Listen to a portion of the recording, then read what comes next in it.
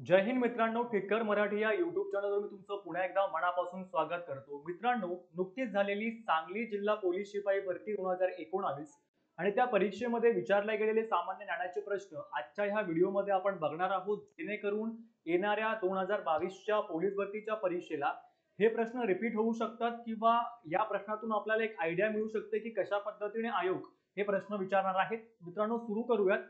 सांगली जिल्हा पोलीस शिपाई भरती 2019 जी नुकतीच 2021 मध्ये पार पडली होती, त्यामधील सामान्य ज्ञानाचे काही महत्त्वाचे प्रश्न। मित्रांनो, पहिला प्रश्न आपला असणार आहे की सन 2021च्या जनगणनेनुसार महाराष्ट्राच्या लोकसंख्येची घनता किती आहे। त्यांनी काय म्हटलंय की सन 2021 ना, इकडे मित्रांनो इकडे आपलं काय पाहिजे, 2011 पाहिजे। सन 2011च्या जनगणनेनुसार महाराष्ट्राच्या लोकसंख्येची घनता किती आहे। ऑप्शन आहे 200 प्रति चौरस किलोमीटर, 799 प्रति चौरस किलोमीटर, 465 प्रति चौरस किलोमीटर आणि 365 प्रति चौरस किलोमीटर। आणि याचं योग्य उत्तर असणार आहे महाराष्ट्राच्या लोकसंख्येची घनता ही 365 प्रति चौरस किलोमीटर आहे। कधीच्या 2011च्या जनगणनेनुसार 2021 ची जनगणना अजून यायची बाकी आहे, थोडीशी जरा त्या प्रश्नामध्ये प्रिंटिंग मिस्टेक होती मित्रांनो। 2011च्या जनगणनेनुसार महाराष्ट्राच्या लोकसंख्येची घनता किती आहे, तर 365 प्रति चौरस किलोमीटर आहे। आणि महाराष्ट्राचा देशामध्ये 12वा क्रमांक लागतो लोकसंख्येच्या घनतेमध्ये। महाराष्ट्राचा कितवा क्रमांक लागतो, तर 12वा क्रमांक लागतो। लक्षात ठेवा, 12वा क्रमांक भारतामध्ये लागतो। तुम्ही मला कमेंट करून सांगायचं की 2011च्या जनगणनेनुसार भारताच्या लोकसंख्येची घनता किती, कमेंट करून मित्रांनो मला तुम्ही उत्तर सांगायचं आहे। महाराष्ट्राचा आपण बघितले 365 प्रति चौरस किलोमीटर आहे आणि भारतामध्ये महाराष्ट्राचा घनतेच्या बाबतीमध्ये 12वा क्रमांक लागतोय। पुढचा प्रश्न आपला असणार आहे की पॅरा ऑलिम्पिक 2020 स्पर्धा कोणत्या शहरात आयोजित करण्यात आल्या होत्या। ऑप्शन्स आहे मुंबई, टोकियो, लंडन आणि बर्लिन। आणि या प्रश्नाचं योग्य उत्तर असणार आहे मित्रांनो टोकियो। नुकत्याच झालेल्या ऑलिम्पिक स्पर्धा असतील किंवा पॅरा ऑलिम्पिक स्पर्धा असतील, त्या टोकियो जपान या देशामध्ये आयोजित करण्यात आलेल्या होत्या। 2024 ची ऑलिम्पिक स्पर्धा कुठे भरणार आहे हे मला तुम्ही कमेंट करून सांगायचं। मी याचं उत्तर आधीच्या आपल्या व्हिडिओमध्ये दिलेलं होतं। पुढचा प्रश्न आपला आहे की 15व्या वित्त आयोगाचे अध्यक्ष कोण। ऑप्शन आहे NK सिंग, अरुण कुमार, विमल गुप्ता आणि अभिषेक पांडे। आणि या प्रश्नाचं योग्य उत्तर असणार आहे की 15व्या वित्त आयोगाचे अध्यक्ष हे कोण आहेत, NK सिंग आहेत। महत्वाचं आहे की 15व्या वित्त आयोगाचे अध्यक्ष कोण आहेत, NK सिंग। तर 14व्या वित्त आयोगाचे अध्यक्ष कोण होते, तर लक्षात ठेवा 14व्या वित्त आयोगाचे अध्यक्ष होते YV रेड्डी। लक्षात ठेवा 14व्या वित्त आयोगाचे अध्यक्ष कोण होते, YV रेड्डी। आणि महत्वाचं म्हणजे मित्रांनो कलम 280, लक्षात ठेवा हे कलम खूप महत्वाचं आहे, परीक्षेला विचारलं जातं की कलम 280 नुसार राष्ट्रपती, लक्षात ठेवा कोण, कलम 280 नुसार राष्ट्रपती हे वित्त आयोगाची स्थापना करतात। महत्वाचा आहे, प्रश्न विचारला जाईल वित्त आयोगाची स्थापना कोणत्या कलमान्वये करण्यात येते, तर कलम 280 नुसार राष्ट्रपती वित्त आयोगाची स्थापना करत असतात। आणि लक्षात ठेवा सध्याचे आपले 15व्या वित्त आयोगाचे अध्यक्ष कोण आहेत, तर NK सिंग आहेत। महत्वाचं आहे। पुढचा प्रश्न आपण बघूयात की महाराष्ट्राचा राज्य पशु कोणता। ऑप्शन्स आहेत घोरपड, शेकरू, हरिण आणि चित्ता। नुकतंच 26 जानेवारीला जे काही आपला महाराष्ट्राचा रथ होता, त्या महाराष्ट्राच्या रथामध्ये आपल्या महाराष्ट्राचा राज्य प्राणी असेल, राज्य फुलपाखरू असेल, राज्य आपलं वृक्ष असेल, या सगळ्यांविषयी आपण तिकडे जैवविविधता म्हणजेच काय बायोडायव्हर्सिटीचं आपण दर्शन घडवलं होतं 26 जानेवारीच्या आपल्या। आणि महाराष्ट्राचा चित्ररथ हा सर्वाधिक आकर्षणाचा विषय ठरलेला होता, त्यामुळे प्रश्नाचं उत्तर काय असणार आहे, शेकरू। लक्षात ठेवा मित्रांनो आपल्या महाराष्ट्राचा राज्य पशु कोण आहे, तर आपल्या महाराष्ट्राचा राज्य पशु हा शेकरू आहे, जो की कुठे आढळतो, तर भीमाशंकर या ठिकाणी तो आपल्याला पाहायला मिळतो। भीमाशंकरचं जे काही जंगल आहे, त्या भीमाशंकरच्या जंगलामध्ये शेकरू ही एक प्रकारची काय मित्रांनो मोठी खार आहे। ओके, खार या प्रजातीमधली ती एक मोठी काय आहे, खार आहे। शेकरू हा जो आपला राज्य प्राणी आहे तो भीमाशंकर या ठिकाणी आढळतो। आणि म्हणून सध्याच्या 26 जानेवारीला जे काही आपला महाराष्ट्राचा रथ होता, त्यामध्ये शेकरू असेल किंवा ब्लू मॉर्गन असेल, आंबा असेल किंवा कास पठार असेल, या सगळ्यांविषयी आपण तिकडे बायोडायव्हर्सिटीचं दर्शन आपण घडवलेलं होतं. त्यामुळे या प्रश्नाचं योग्य आणि अचूक उत्तर असणार आहे पर्याय क्रमांक 2 शेकरू. पुढचा प्रश्न आहे की भरतनाट्यम नृत्य कोणत्या राज्याशी संबंधित आहे. त्यांनी काय विचारले की भरतनाट्यम हे हा जो आपला क्लासिकल डान्स फॉर्म आहे, हा क्लासिकल डान्स फॉर्म कोणत्या राज्याशी संबंधित आहे. कर्नाटक, तमिळनाडू, ओडिशा की बिहार. तर लक्षात ठेवा तमिळनाडू या राज्याशी भरतनाट्यम हा काय आहे क्लासिकल डान्स फॉर्म संबंधित आहे. कारण की तमिळनाडूचा जो क्लासिकल डान्स फॉर्म आहे तो कोणता आहे आपला भरतनाट्यम आहे. परीक्षेने ह्या डान्स फॉर्म्सवर वारंवार प्रश्न विचारलाय त्यामुळे आपण सगळी एखादी काय बघूयात लिस्ट बघूयात. लक्षात ठेवा मित्रांनो कथ्थक जर आलं आपल्याला तर कथ्थक कोणाचं आहे तर कथ्थक उत्तर प्रदेशचं आहे. त्यानंतर येणार आपलं कुचिपुडी. कुचिपुडी हे कोणत्या राज्याचं आहे मी आधी देखील तुम्हाला सांगितलेलं होतं. कथ्थक कोणाचं आहे यूपीचं आहे. कुचिपुडी कोणाचं आहे केरलाचं आहे. केरलाचं काय आहे कुचिपुडी. त्यानंतर पुढे आपलं असणार आहे डान्स फॉर्म महत्वाचं काय कथकली. कथकली लक्षात ठेवा मित्रांनो कुचिपुडी हा केरलाचा डान्स फॉर्म नाहीये हा तर आंध्र प्रदेशचा आहे. लक्षात ठेवा महत्वाचं आहे. थोडंसं जरा गडबड होते आपली हरकत नसावी. लक्षात ठेवा कथ्थक कोणाचं आहे यूपीचं. कुचिपुडी कोणाचं आहे आंध्र प्रदेश. लक्षात ठेवा आंध्र प्रदेशचं काय आहे कुचिपुडी आहे. कथकली केरलाचा आहे. कथकली कोणाचा आहे केरलाचा डान्स फॉर्म आहे. कथकली केरला लक्षात ठेवा. त्यानंतर मोहिनीअट्टम देखील कोणाचा आहे केरलाचाच आहे. मोहिनीअट्टम केरला. मोहिनीअट्टम देखील कोणाचा आहे केरलाचाच आहे. त्यानंतरचा पुढचा आपला डान्स फॉर्म आहे मित्रांनो ओडिसी.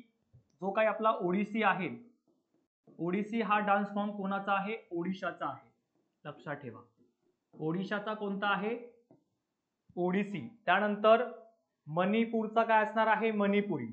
मणिपूरचा काय मणिपुरी हा कोणाचा आहे तर आपल्या मणिपूरचा आहे. लक्षात ठेवा. त्यानंतर आहे अजून महत्वाचं सुत्रिया आणि हा सुत्रिया कोणाचा आहे आसामचा आहे. लक्षात ठेवा सुत्रिया आसामचा.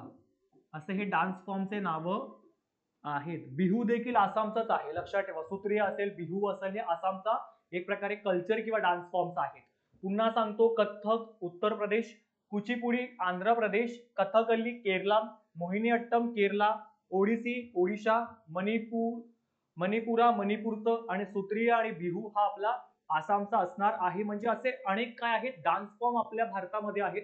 एकूण 8 क्लासिकल डान्स फॉर्म आपल्या भारतामध्ये आहेत ते की महत्वाचे आहेत. त्यामुळे लक्षात ठेवा भरतनाट्यम असेल किंवा कथ्थक असेल कुचिपुडी असेल हे सगळे काय डान्स फॉर्म आहेत आणि त्यांच्या राज्यांची देखील मी नावं इकडे दिलेली आहे. तुम्ही याचा स्क्रीनशॉट देखील मित्रांनो घेऊ शकतात. लक्षात ठेवा वारंवार आयोगाने याच्यावर प्रश्न विचारलाय त्यामुळे एक तरी प्रश्न याच्यावर विचारलाच जातो. पुढे आपण बघूयात की लवलीना बोर्गोहेन कोणत्या खेळाशी संबंधित आहेत. ऑप्शन आहे क्रिकेट, बॉक्सिंग, हॉकी आणि टेनिस. तर लक्षात ठेवा मी टोकियो ऑलिम्पिक 2021 चा जो काही व्हिडिओ आपण लास्ट टाइम बनवला होता त्या व्हिडिओमध्ये देखील मी सांगितलं होतं की लवलीना बोर्गोहेन या बॉक्सिंग ह्या खेळाशी संबंधित आहेत आणि महत्वाचं म्हणजे त्या आसाम या राज्याशी संबंधित आहेत. आसाम लक्षात ठेवा. प्रश्न जर परीक्षेला विचारला गेला की लवलीना बोर्गोहेन हे कोणत्या राज्याशी संबंधित आहेत तर त्या आसाम या राज्यातील आहेत. आणि महत्वाचं म्हणजे त्यांनी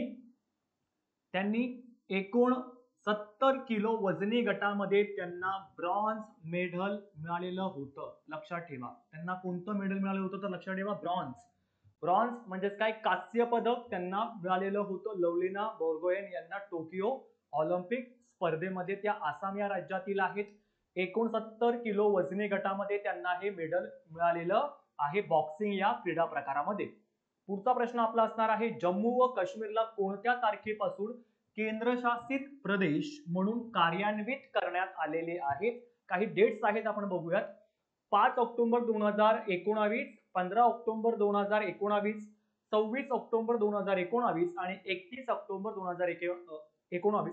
मित्रांनो जम्मू आणि काश्मीरचा जो काही आपला राज्याचा जो काही दर्जा होता तो आपण काढून टाकला आणि 31 ऑक्टोबर 2019 ला आपण जम्मू काश्मीरला केंद्रशासित प्रदेशाचा दर्जा दिलेला आहे. त्यामुळे हा खूप महत्त्वाचा असा विषय होता त्यावेळेसचा आणि त्यामुळे करंटला हा खूप जास्त चर्चेमध्ये असलेला विषय, त्यामुळे त्यांनी परीक्षेला थेट विचारलेला आहे. पुढे आपण बघूयात की राधानगरी धरण कोणत्या जिल्ह्यामध्ये आहे? ऑप्शन आहे कोल्हापूर, सोलापूर, सांगली आणि यापैकी नाही. तर लक्षात ठेवा राधानगरी हे जे धरण आहे हे कोल्हापूर या जिल्ह्यामध्ये आहे. कारण राधानगरी धरणाची जी काही बांधकामाची सुरुवात आहे ती कोणी केली होती? तर ती राजश्री छत्रपती शाहू महाराज यांनी केलेली होती. लक्षात ठेवा राजश्री छत्रपती शाहू महाराज यांनी त्याची सुरुवात केलेली होती. त्यामुळे हे धरण खूप महत्वाचं आहे. सुरुवात यांनी कधी केली होती लक्षात ठेवा मित्रांनो. सुरुवात केलेली होती 18 फेब्रुवारी 1907 ला. 18 फेब्रुवारी 1907 ला ही सुरुवात केलेली होती. ते कंप्लीट कधी झालं हे तुम्ही मला कमेंट करून नक्की सांगू शकता की ते कंप्लीट कधी झालेलं आहे. आणि महत्वाचा प्रश्न विचारला गेलाय की राधानगरी हे जे धरण आहे मित्रांनो, राधानगरी हे धरण कोणत्या नदीवर आहे? महत्वाचा प्रश्न आहे की राधानगरी हे धरण कोणत्या नदीवर आहे? तर राधानगरी हे धरण भोगावती नदीवर आहे. भोगावती ही जी आपली नदी आहे त्या नदीवर आपला हा डॅम आहे, जो की काय आहे राधानगरी डॅम, ज्याची सुरुवात कोणी केली होतं? तर आपले ते राजर्षी छत्रपती शाहू महाराज यांनी सुरुवात केली होती. कधी? 1907 मध्ये. त्यामुळे महत्वाचा आहे. आणि कोणत्या नदीवर आहे असा प्रश्न आला तर काय असणार आहे की भोगावती नदीवर राधानगरी हे धरण आहे. पुढे जाऊयात आपण की म्युकरमायसिस हा आजार कशाने होतो? नुकताच सगळ्यांना माहित आहे की कोविड नंतर डेल्टा आणि त्यानंतर मग म्युकरमायसिस हा आजार निर्माण झाला होता. आणि तो कशामुळे होतो? तर लक्षात ठेवा मित्रांनो, तो बुरशीजन्य आजार आहे. कसा आहे तो? बुरशीजन्य आजार आहे. म्युकरमायसिस हा जो आजार आहे हा बुरशीजन्य किंवा बुरशीमुळे होतो. पुढे आहे भारताचा सर्वोच्च नागरी पुरस्कार कोणता? सर्वांनाच माहित आहे की भारताचा सर्वोच्च नागरी पुरस्कार कोणता आहे? भारतरत्न आहे. नुकतंच काल ज्या काही आपल्या भारताच्या गानकोकिळा आहेत लता मंगेशकर यांचं निधन झालं आणि लता मंगेशकर यांना 2001 साली भारताचा सर्वोच्च नागरी पुरस्कार म्हणजे भारतरत्नाने त्यांना सन्मानित आपण केलेलं होतं. येणाऱ्या पोलीस भरतीच्या परीक्षेला लता मंगेशकर यांच्यावर एकतरी प्रश्न येऊ शकतो, त्यामुळे त्यांच्याविषयी सविस्तर माहिती लवकरच आपण टिक्कर मराठीवर घेणार आहोत. पुढे बघूयात मित्रांनो की ओझोनचा थर पर्यावरणाच्या कोणत्या थरावर असतो? उष्णकटिबंधीय म्हणजे ट्रोपोस्फियर, समतापमंडल, स्ट्रेटोस्फियर, मेझोस्फियर आणि आयनोस्फियर. तर लक्षात ठेवा मित्रांनो आपलं उत्तर काय असणार आहे की ओझोनचा जो थर आहे तो पृथ्वीच्या समतापमंडल म्हणजेच काय स्ट्रेटोस्फियर या थरावर असतो. महत्वाचा प्रश्न आहे. थरांवर देखील अनेक प्रश्न विचारले गेलेले आहेत. आणि हा जो ओझोनचा थर आहे, ओझोनचा थर, ओझोनला आपण काय म्हणतो? O3 म्हणतो. ओझोनच्या थराला काय होतात? भेगा पडतात. कशामुळे? तर ग्रीन हाऊस गॅसेसमुळे. हरितगृह जे काही परिणाम होतोय किंवा हरितगृह जे वायू आहेत, क्लोरोफ्लोरोकार्बन असेल, कार्बन डायऑक्साइड असेल, कार्बन मोनॉक्साइड असेल, नायट्रोजन ऑक्साइड असेल, असे अनेक सारे हरितगृह वायू आहेत. त्याच्यामुळे आपल्या ह्या ओझोनच्या थराला काय होत आहेत? भेगा पडतायत. हा ओझोनचा थर आपल्या पृथ्वीच्या समतापमंडल या थरामध्ये आढळतो. पुढचा प्रश्न आहे की औदुंबर देवस्थान कोणत्या जिल्ह्यामध्ये आहे? ऑप्शन्स आहे कोल्हापूर, सोलापूर, सांगली आणि सातारा. मित्रांनो प्रसिद्ध औदुंबर देवस्थान हे सांगली जिल्ह्यामध्ये आहे. लक्षात ठेवा सांगली जिल्ह्याचा प्रश्न होता, त्यामुळे सांगली जिल्ह्यावर देखील प्रश्न विचारले गेलेले आहेत. त्यामुळे ज्या जिल्ह्यातून आपण परीक्षा देत आहोत त्या जिल्ह्याची सविस्तर माहिती आपल्याला ठाऊक असायला हवी. औदुंबर हे देवस्थान आपल्या सांगली जिल्ह्यामध्ये आहे. पुढचा प्रश्न आहे की शीख धर्माची स्थापना कोणी केली? ऑप्शन्स आहेत गुरु गोविंद सिंग, गुरु नानक, गुरु तेज बहादूर आणि गुरु रामदास. याचं योग्य उत्तर असणार आहे गुरु नानक यांनी काय केलेलं आहे? शीख धर्माची स्थापना केलेली आहे. महत्वाचा आहे शीख धर्माची स्थापना कोणी केली होती? तर गुरु नानक यांनी केलेली होती. पुढचा आपला प्रश्न आहे की भारतीय राज्यघटनेत मूलभूत कर्तव्य कोणत्या कलमामध्ये विस्तृत आहेत किंवा कोणत्या कलमामध्ये आपल्याला मूलभूत कर्तव्य म्हणजे फंडामेंटल ड्युटीज पाहायला मिळतात? ऑप्शन्स आहेत कलम 50, कलम 50 अ, कलम 51 आणि कलम 51 अ. योग्य उत्तर असणार आहे कलम 51 अ मध्ये आपल्याला मूलभूत कर्तव्य पाहायला मिळतात. आणि ह्या मूलभूत कर्तव्यांविषयी आपण सविस्तर अशी माहिती मित्रांनो बघूयात.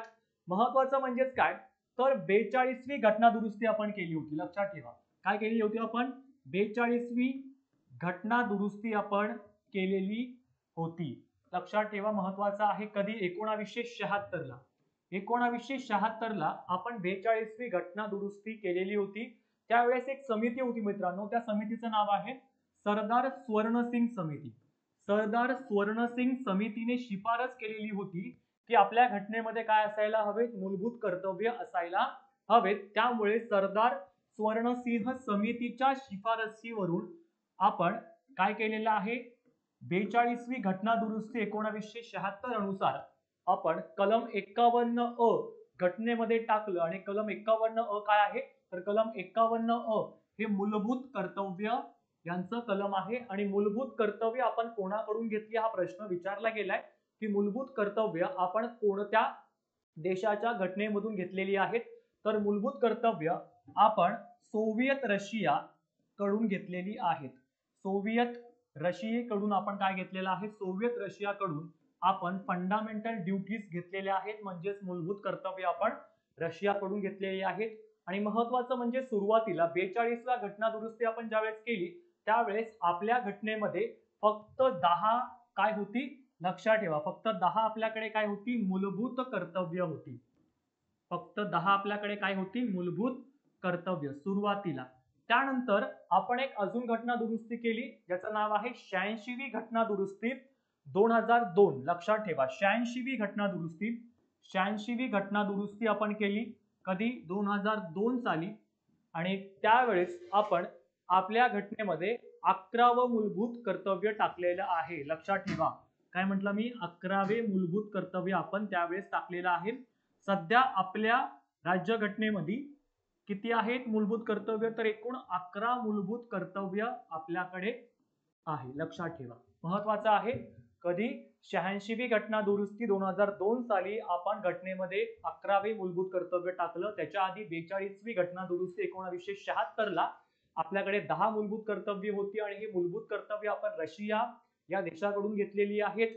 आणि मूलभूत कर्तव्यासाठी जी समिती आपण स्थापन केलेली होती ती होती सरदार स्वर्णसिंग समितीच्या शिफारसीवरूनच आपण मूलभूत कर्तव्य घटनेमध्ये समाविष्ट केलेले आहेत. सध्या आपल्या घटनेमध्ये एकूण 11 मूलभूत कर्तव्य आहेत. या सगळ्याविषयी मी सविस्तर असं तुम्हाला सांगितलेलं आहे. आणि मूलभूत कर्तव्य हे कलम 51 अ या कलमाअंतर्गत आपण आपल्या घटनेमध्ये समाविष्ट केलेलं आहे. पुढचा प्रश्न आहे मित्रांनो आपला की हितवाद या वृत्तपत्राचे जनक कोण. एक वृत्तपत्र होतं कोणतं हितवाद याचे जनक कोण. ऑप्शन्स आहेत बाळ गंगाधर टिळक, महात्मा ज्योतिबा फुले, डॉक्टर बाबासाहेब आंबेडकर आणि गोपाळ कृष्ण गोखले. हितवाद या वृत्तपत्राचे जनक गोपाळ कृष्ण गोखले होते. लक्षात ठेवा काय असणार आहे की जे हितवाद हे जे आपलं वृत्तपत्र आहे याचं जनक कोण होतं गोपाळ कृष्ण गोखले होते. बाळ गंगाधर टिळक यांचं काय होतं केसरी आणि मराठा. केसरी आणि मराठा कोणाचं लोकमान्य टिळकांचं. केसरी आणि मराठा लोकमान्य टिळक. त्यानंतर डॉक्टर बाबासाहेब आंबेडकर यांचं जनता. त्यानंतर आपलं बहिष्कृत भारत. लक्षात ठेवा हे अनेक वृत्तपत्र फेमस आहेत आणि याच्यावर प्रश्न विचारला जातो. किंवा प्रबुद्ध भारत असे अनेक नाव आहेत. जनता असेल बहिष्कृत भारत असेल प्रबुद्ध भारत असेल असे अनेक जे काही वृत्तपत्र आहेत ते डॉक्टर बाबासाहेब आंबेडकरांचे होते. गोपाळ कृष्ण गोखले यांचं आपलं आता सांगितलं हितवाद आहे. बाळ गंगाधर टिळकांचं केसरी आणि मराठा. महात्मा ज्योतिराव फुलेंचे काही ग्रंथ आहेत ज्याच्यावर वारंवार प्रश्न विचारला जसं की शेतकऱ्यांचा असूड असेल, गुलामगिरी असेल, ब्राह्मणांचे कसब असेल किंवा अनेक सारे त्यांचे काही ग्रंथ आहेत त्यावर आयोगाने प्रश्न विचारला आहे. हे देखील आपण करून गेलं पाहिजे. पुढचा प्रश्न आपला असणार आहे खालीलपैकी कोणत्या राष्ट्र कॉड समूहाचा सदस्य नाही. खालीलपैकी कोणता देश हा राष्ट्र कॉड महत्वाचा आहे कॉड देशाचा सदस्य नाही. कोण नाहीये त्यांनी विचारलंय की जे समूह आपला आहे कॉड एक समूह आहे त्या कॉड या समूहाचं सदस्य. ऑप्शन आहे भारत, जपान, स्पेन आणि अमेरिका. तर लक्षात ठेवा मित्रांनो स्पेन हा जो देश आहे हा कॉड म्हणजे राष्ट्र कॉड या समूहाचा सदस्य नाही. कॉड लक्षात ठेवा कॉडचा अर्थ काय होतो तर क्वाड्रिलेटरल म्हणजे आपली जी पृथ्वी आहे, या पृथ्वीमध्ये काही 4 काय आहेत देश आहेत ज्यांना आपण क्वाड कंट्रीज म्हणतो. जसं की पहिलं या साईडला असणार आहे आपलं अमेरिका, कारण की ते पूर्वेला आहे त्यामुळे तिथे आपण काय घेतला USA, बरोबर. त्यानंतर मित्रांनो आपण ह्या साईडला आलो, इकडे आपला काय आहे भारत आहे, इंडिया, लक्षात ठेवा इंडिया. त्यानंतर इथे काय आहे मित्रांनो जपान, इथे काय आहे आपला जपान. आणि ह्या साईडला खाली काय आहे आपला ऑस्ट्रेलिया, लक्षात ठेवा हे ऑस्ट्रेलिया. त्यानंतर जपान, इंडिया आणि USA. बघा हे कॉड बनला आता, हा काय बनला आता एक कॉड. कॉड म्हणजे एक प्रकारे काय चौकोन. या 4 देशांचं मिळून आपण काय बनवलेलं आहे कॉड कंट्रीज किंवा राष्ट्र कॉड समूह बनवलेला आहे. हे 4 देश यामध्ये काय आहेत सदस्य आहेत. कोणकोणते पुन्हा सांगतो, USA म्हणजे अमेरिका, भारत, जपान आणि ऑस्ट्रेलिया हे काय आहेत कॉडचे सदस्य आहेत. सोपं आहे अतिशय. कॉड म्हणजे काय एखादा चौकोन असतो, एका चौकोनाप्रमाणे आपण एक प्राकृतिक त्याची काय केलेली आहे किंवा भौगोलिक एक त्याला आपण काय केलेलं आहे नाव दिलेलं आहे. कारण की USA, जपान, इंडिया आणि ऑस्ट्रेलिया हे एका भौगोलिक जर आपण बघितलं तर एखाद्या कॉड सारखं दिसतंय, म्हणजे चौकोनासारखं दिसतंय, म्हणून त्याला आपण काय म्हटलंय कॉड कंट्रीज किंवा कॉड समूह असं म्हटलेलं आहे. आणि याच्यामध्ये आपलं काय आहे भारत आहे, जपान आहे, अमेरिका आणि ऑस्ट्रेलिया हे देश आपल्याला पाहायला मिळतात. पुढचा प्रश्न, लोकटक सरोवर कोणत्या राज्यात आहे? परीक्षेने वारंवार लोकटक सरोवर असेल किंवा अजून एखादं पेंगॉंग लेक असेल, असे अनेक प्रश्न वारंवार विचारलेत. लक्षात ठेवा लोकटक हे जे आपलं सरोवर आहे हे मणिपूर या राज्यामध्ये आहे. पर्याय क्रमांक 3 मणिपूर. मणिपूर या राज्यामध्ये लोकटक सरोवर आहे. आणि आपल्या महाराष्ट्रामध्ये एक सरोवर आहे, कोणतं आहे बुलढाण्यामध्ये लोणार सरोवर. यावर देखील प्रश्न विचारला गेलेला आहे. त्यामुळे वारंवार हे प्रश्न विचारले जात आहेत. त्यामुळे असेच जे काही माहिती आहे ती आपण सविस्तर आपण त्याची नीट असा अभ्यास करायला हवा. लक्षात ठेवा लोकटक कुठे आहे तर मणिपूर या राज्यामध्ये आहे. पुढे, अमात्य सेन कोणत्या क्षेत्राशी संबंधित आहेत?